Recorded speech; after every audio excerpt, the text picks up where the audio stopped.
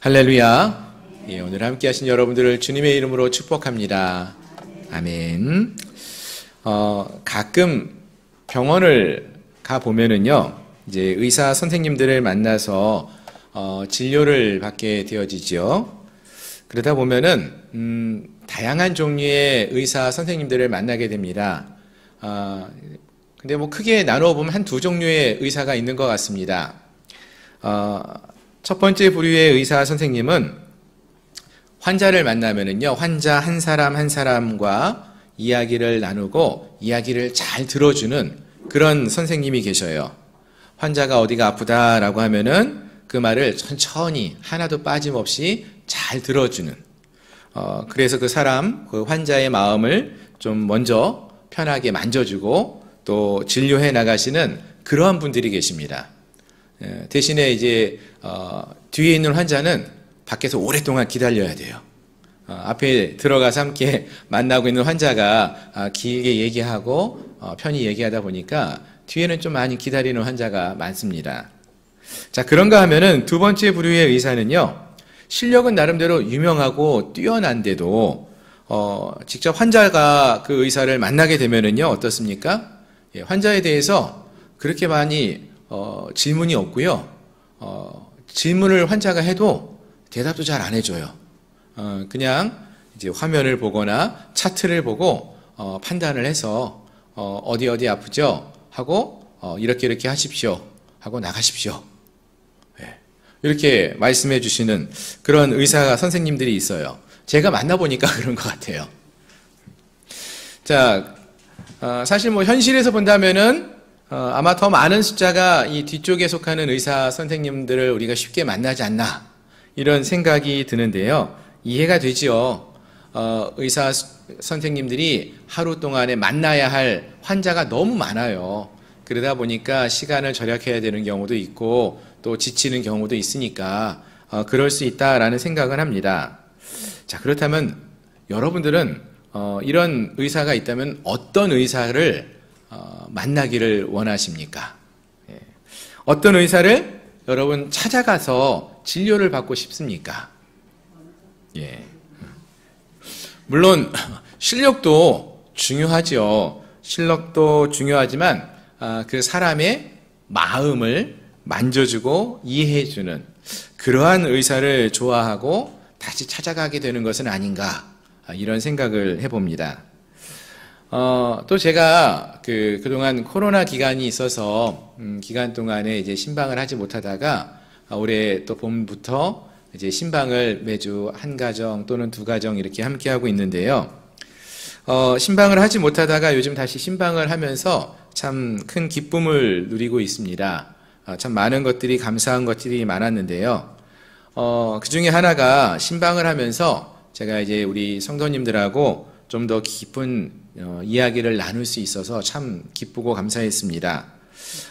이야기를 나누면서 또 그동안 우리 성도님들이 살아오셨던 이 코로나 기간을 지내오셨던 이야기도 듣고 또 좀 더 깊은 이야기를 나눌 수 있어서 기도 제목도 나누고 또 편하게 좀 시간을 가지면서 이야기 나눌 수 있어서 참 기쁘고 감사한 것들이 많았는데요.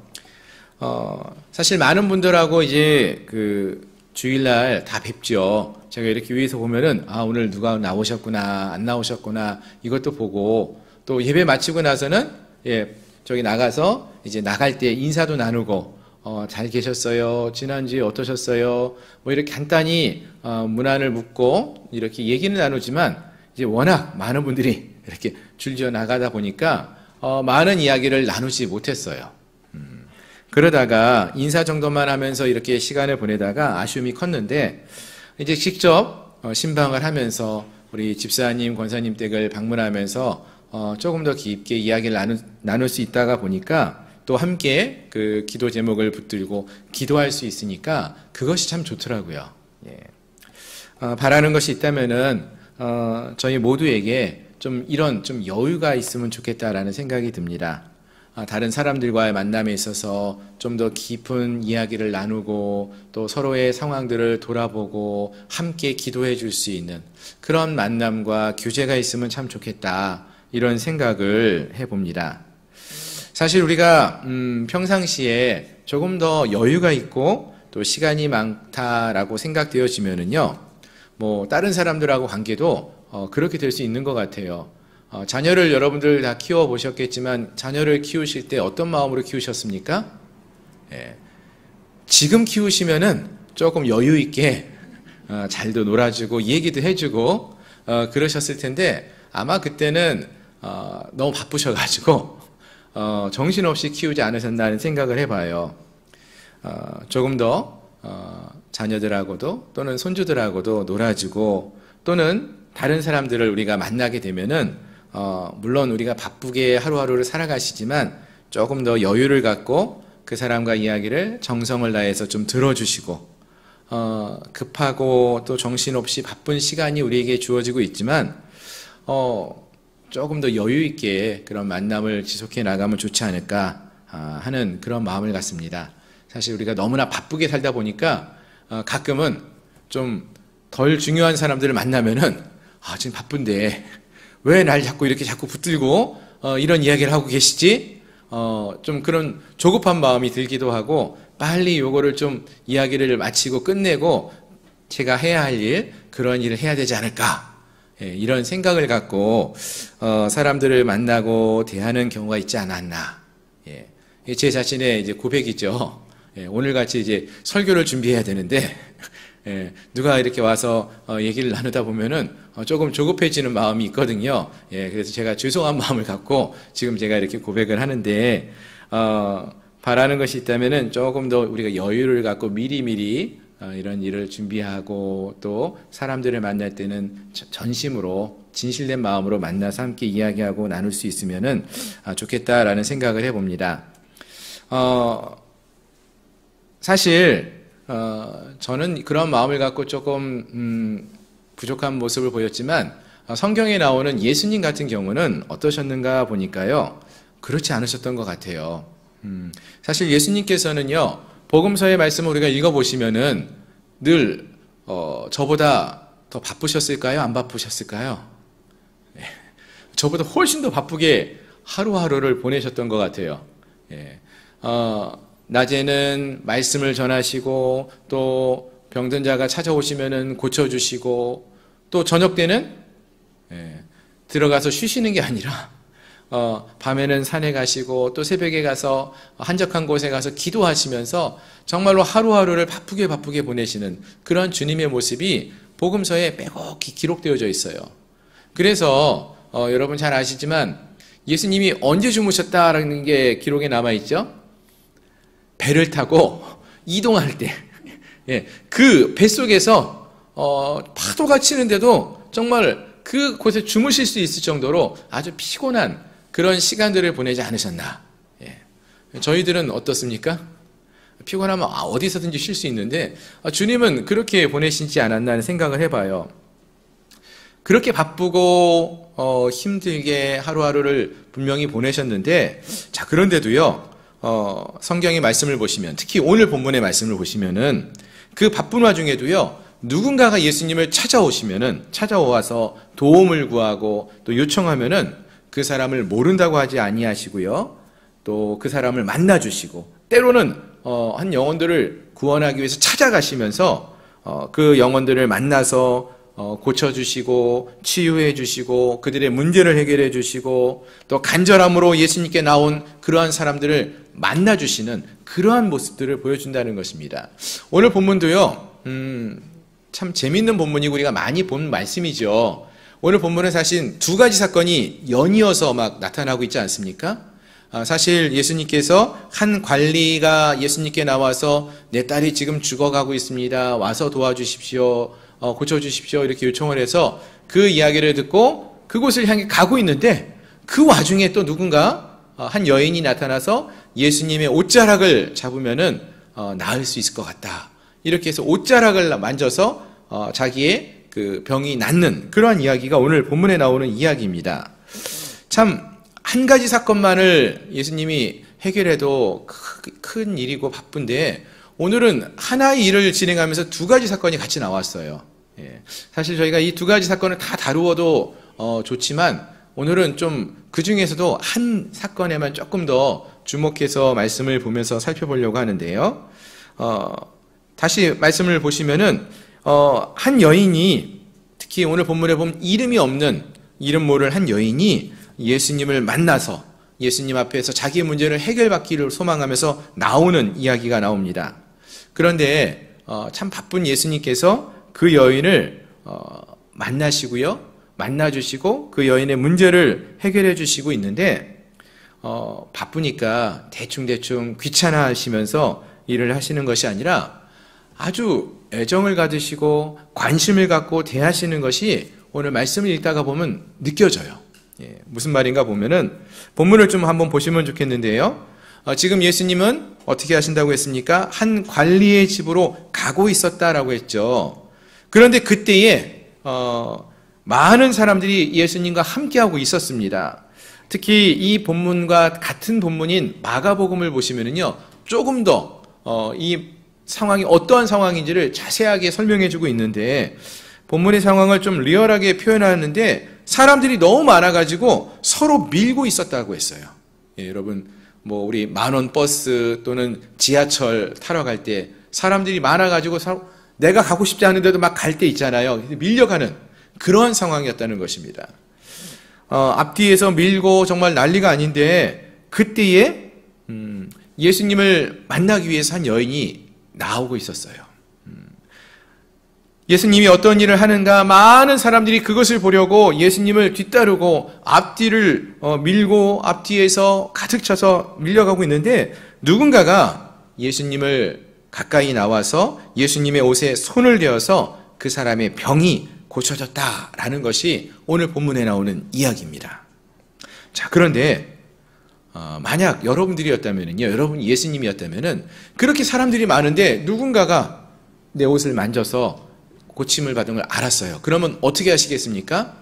그래, 저 여인 잘 고침을 받았구나 하고, 나는 지금 또 다른 소녀를 고치러 가니까 얼른 그쪽으로 가야지 하고 갈 수 있지 않을까요? 여러분 어떨 것 같습니까? 충분히 그럴 수 있을 것 같아요. 그런데 예수님은 어떻게 하셨는가 보니까요, 가던 길을 멈추었다고 했어요. 가던 길을 멈추고는 그 일을 행한, 예수님의 옷자락을 만졌던 그 여인이 누군가 하고 보려고 둘러보셨다라고 했습니다. 자, 여러분 여기 한번 보세요. 가던 길을 멈추고 그 일을 행한 여인이 누군가 하고 돌아보았습니다. 둘러보셨어요. 여러분, 근데 예수님인데, 예수님이 솔직히 그 여인이 누군지를 몰라서 누군가, 내 힘을 빼앗아간 사람이 누군가 하고 찾아보려고 멈춰서 둘러보신 것일까요? 누군지 그 여인을 맞춰보려고, 알아맞혀보려고, 찾아보려고 지금 멈춰 서신 걸까요? 단지 그런 이유만은 아닐 거예요. 그럼 왜 예수님께서 멈춰 서서 그 여인을 둘러보시려고 멈춰 서신 것일까요? 분명 그거는 예수님이 그 사람이 누군지를 몰라서가 아니라 그 여인에게 무엇인가를 더 말씀해 주시고 더 가르쳐 주시기 위해서 멈춰 서시고 둘러보신 것이다 라는 것입니다. 그럼 뭐라고 말씀하셨습니까? 우리 22절 말씀 한번 보시겠습니까? 마태복음 9장 오늘 22절 보시면은요, 한번 같이 한번 읽어볼까요? 시작.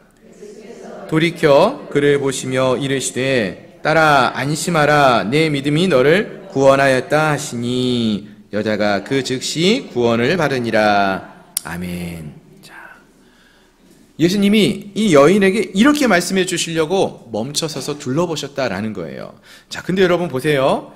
이 여인의 목적은 뭡니까? 이 여인이 지금 예수님께 나온 목적은 사실은 자기의 그 아픔, 질병을 낫게 하려고, 나음을 얻으려고 나온 거예요. 그리고 그래서 예수님의 옷자락을 만진 거죠. 그리고 그것이 이제 이루어졌어요. 예수님의 옷자락을 만짐으로써 병이 고쳐진 것을 말씀하고 있습니다. 그러나 예수님은 이 여인의 그 아픔, 질병만을 낫게 하는 것이 목적이 아니었다라는 것입니다. 예수님은 이 여인을 돌아보십니다. 왜 돌아보십니까? 이 여인의 영혼을 구원에 이르게 하는 것을 알려주기 위해서. 즉, 질병을 고쳐주시고 그의 영혼을 구원해 주시기 위해서 그를 돌아보시고 그에게 말씀하신다라는 것입니다. 즉 하나님께서는 우리의 삶 속에서요 역사하시면서 참 많은 일을 행하신다라는 것입니다. 단지 우리는 눈에 보이는 무슨 일을 행하는 것에만 관심을 갖고 행할 때가 많이 있지만 우리 주님은 단지 어떠한 일, 그 하나 일이 이루어졌다 안 이루어졌다 그것만을 보시는 것이 아니라 그 일을 통해서 그 여인을 돌아보심으로써 그 여인이 영혼의 구원을 받게 되는 것, 이루는 것, 그것까지 이룰 수 있도록 그것을 알려주기를 원하시는 주님이 되신다라고 했어요. 그리고 또 오늘 말씀을 보시면은 이 여인을 누구라고 부르십니까? 딸이라고 부르셨어요. 예. 여러분, 누구에게 여러분 딸이라고 쉽게 부를 수 있습니까? 예수님이 이 여인을 지금 처음 본 거 아니에요, 그렇죠? 근데 갑자기 이 여인에게 딸아 이렇게 부를 수 있겠습니까? 예. 지금 이것은 분명히 이 여인에게 어떤 신분의 변화가 있다라는 것을 말해주고 있는 거예요. 멈춰서서 이 여인을 바라보면서 이렇게 부르고 있다라는 것입니다. 자, 그럼 이 여인은 지금까지 어떤 삶을 살아온 사람이었습니까? 20절을 보시면은요, 이 여인은 12년 동안 혈루증을 앓았던 여인이라 이렇게 말해주고 있습니다. 혈루증을 앓은 여인. 또 마가복음에서 5장 26절을 보시면은 이 여인이 오늘 본문에는 안 나오지만 마가복음에 보니까 이 여인이 이 혈루증 때문에 많은 의원들을 만났어요. 많은 의원들에게 많은 괴로움을 받았지만 아무 효염이 없었고 또 자신이 가지고 있는 것을 다 없이 한 여인이었다. 이렇게 말해줍니다. 무슨 말인지 아시겠죠? 12년 동안 이 질병을 알아왔고요. 이 질병을 낫게 하기 위해서 의원들도 참 많이 찾아가 본 거예요. 이 병원이 좋다면 이 병원 가보고 저 의사가 좋다면 저 의사 만나러 가고 이 약이 좋다면 이 약을 먹어보고 돈도 다 쓰고 이곳저곳 의사를 다 만나봤어요.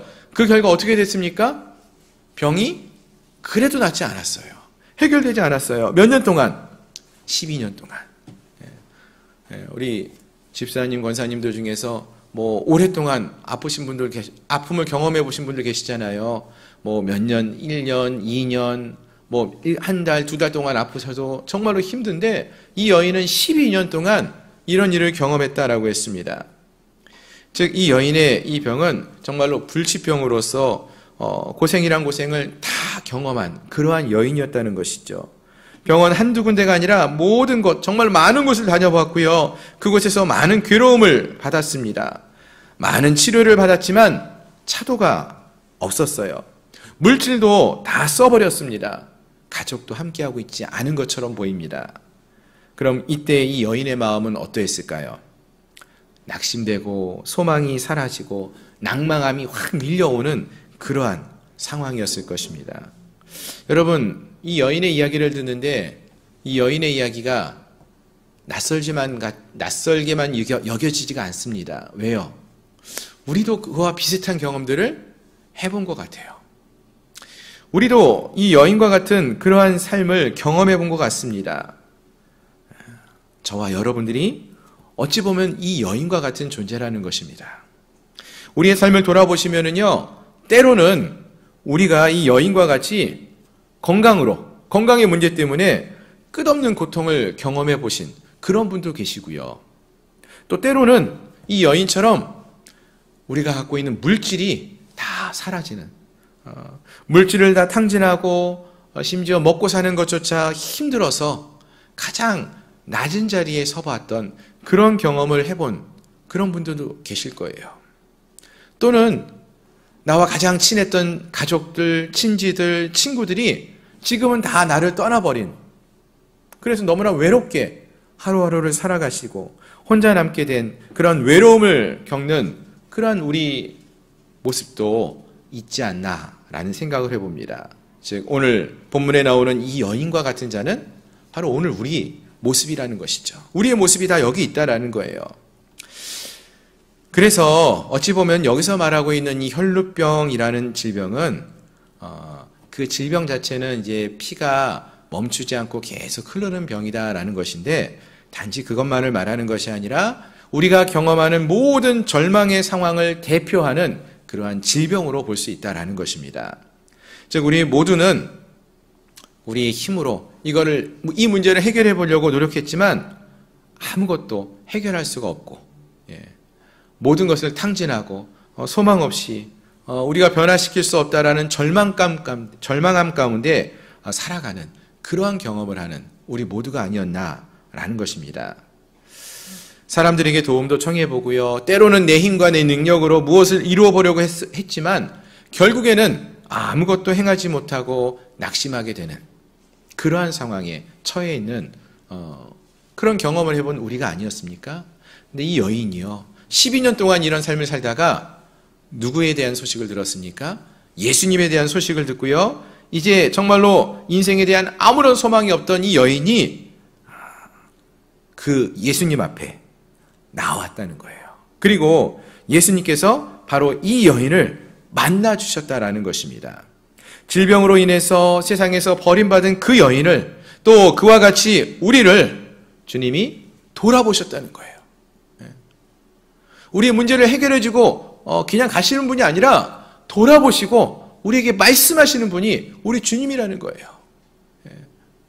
예수님이 우리가 믿는다라는 것은 무엇을 말하냐 하면은 우리의 문제를 해결하는 도구로 예수님을 믿는 것이 아니라 예수님과의 관계의 회복을 이루어 나가는, 예수님과 함께하는 그런 복된 삶을 살아가는 것이 예수를 믿는다는 것의 진정한 의미임을 우리에게 말해주는 것입니다. 특히 오늘 본문에서 예수님께서 이 여인을 누구라고 불렀습니까? 딸이라고 불렀잖아요. 딸. 이 여인에게 딸아, 안심하라고 말씀하셨어요. 모든 사람들에게 버림받아서 외로움 속에서 머물러 있던 홀로 된 이 여인에게 주님이 딸이라고 불러주셨어요. 여러분, 다른 사람들은요, 다 나를 모른다고 하고 외면하고 버려도요, 누구만은 끝까지 그 곁에 있습니까? 가족은, 부모님은 그렇지 않고 그 곁에 머물지 않습니까? 지금 예수님께서 이렇게 외롭고 홀로 된 이 여인 곁에 누구로 함께 하시겠다는 거예요? 아버지로 함께 하신다는 것을 말씀해 주시는 거예요. 딸아, 안심하라고 말씀하십니다. 지금까지는 홀로 외로이 이 질병으로 인하여서 고난과 고통의 시간을 보내었지만 예수님께서는 이 여인의 질병을 이제 고쳐주실 뿐만 아니라 이 여인에게 있는 그 상처난 마음까지도 만져주시고 회복시켜 주시는 그 모습을 볼 수 있다는 것입니다. 그리고 그와 함께 해주시겠다라고 약속해 주시는 것입니다. 그래서 그 영혼이 구원에 이르렀다라고 선포하시는 것입니다. 그렇습니다. 사랑하는 성도 여러분, 특별히 오늘 헌신의 예배를 드리시는 우리 마르다 여전도 회원 여러분, 오늘 본문에서 우리는 한 이름 없는 여인, 그 여인을 우리가 살펴볼 수 있습니다.